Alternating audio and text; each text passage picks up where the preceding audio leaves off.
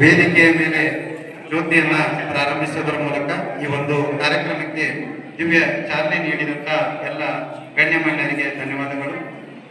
ಜ್ಯೋತಿ ಅಂಧಕಾರವನ್ನ ದೂರ ಮಾಡ್ತದ.